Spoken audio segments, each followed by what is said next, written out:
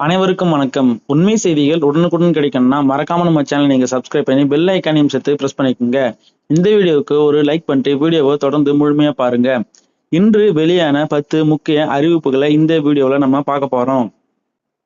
Ration கடைகள் மற்றும் பொது விநியோக திட்ட பணிகள் ஆய்வு.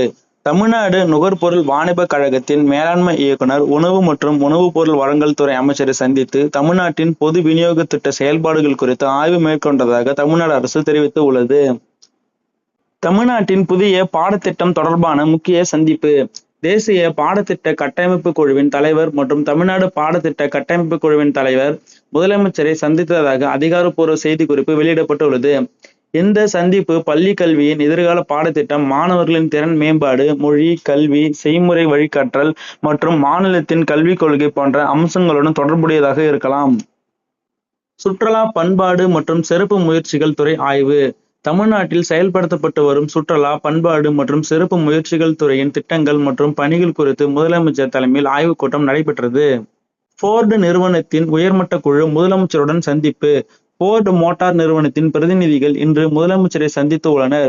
தமிழ்நாட்டில் போர்டு நிறுவனம் மீண்டும் கார் உற்பத்தியை தொடங்க முன்வந்ததால் மாநில அரசு தேவையான ஒத்துழைப்பை வழங்கும் என்றும் முதலமைச்சர் உறுதியளித்ததாக செய்திகள் தெரிவிக்கின்றன.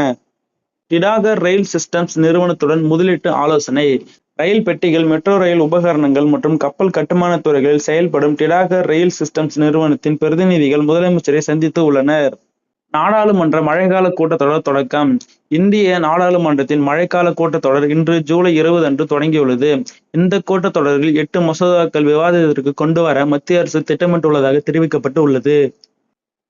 பங்கு சந்தை முதலீட்டாளர்களுக்கு LTCG வரி நீக்கம் இல்லை. இந்திய பங்கு சந்தையில் முதலீடு செய்யும் உள்நாட்டு முதலீட்டாளர்களுக்கான நீண்டகால மூலதன ஆதாய வரியை முழுமையாக நீக்கும் திட்டம் இல்லை என்று மத்திய நிதி அமைச்சகம் விளக்கம் அளித்து உள்ளது.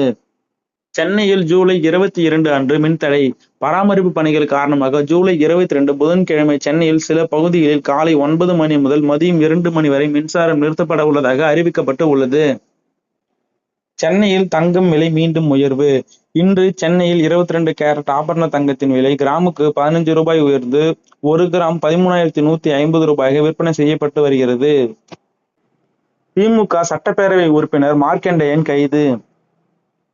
முதலமைச்சருக்கு மிரட்டல் விடுக்கும் வகையில் பேசியதாக கூறப்படும் புகாரின் அடிப்படையில் விளாத்திக்குளம் திமுக சட்டப்பேரவை உறுப்பினர் GV மார்க்கண்டேயன் கைது செய்யப்பட்டு உள்ளார்.